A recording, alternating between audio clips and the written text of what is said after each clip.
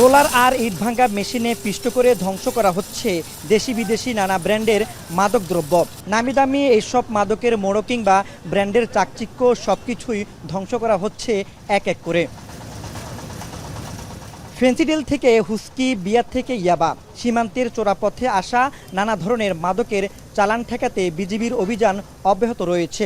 3 বছরে কুমিল্লা 10 ও সুলতানপুর 60 বিজিবি প্রায় 20,200টি অভিযান চালিয়ে জব্দ করেছে 51,83,84,125 টাকা মূল্যের মাদকদ্রব্য।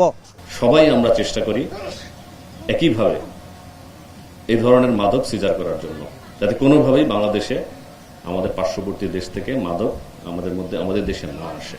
সাধারণ জনগণ যারা আছে তাদেরকে আরো বলবো যে আপনাদের পরিচয় আমরা গোপন রাখবো। আমাদের বিওপির নাম্বারগুলো দেওয়া আছে, সব জায়গায় আপনারা এই তথ্যগুলো আমাদেরকে দিয়ে সহায়তা করবেন। এই মিডিয়ার মাধ্যমে আমি এলাকার লোকজনকে যারা আছে, সাধারণ মানুষ যারা আছে, তাদেরকে অনুরোধ জানাচ্ছি। প্রায় 80 কিলোমিটার সীমান্তে বিজিবি সহ বিভিন্ন টাস্কফোর্সের সমন্বিত অভিযানে উদ্ধার করা হয় মাদকের এসব চালান।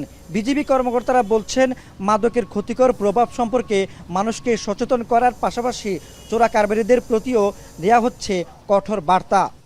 শিক্ষার্থীরা, তোমাদের অনুরোধ করব যে এই মাদকটা যে আমাদের সমাজকে ধ্বংস করে দিচ্ছে, আমাদের সামাজিক বিভিন্ন ব্যাধি বিভিন্ন ছড়িয়ে যাচ্ছে, এই মাদকের সাথে ছিনতাই, রাহাজানি, মানুষকে স্টেপ করা, আহত করা, নিহত করা, এটার সাথে কিন্তু এটা পেরিফেরা জড়িত।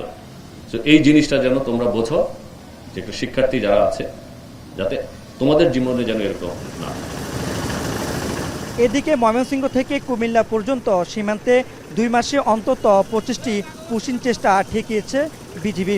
সর্বশেষ কুমিল্লার শালদা নদী সীমান্তে অনুপ্রবেশের চেষ্টাকারী 4 জনকেও ফেরত পাঠানো হয়েছে। মাসুদ আলম, এখন, কুমিল্লা।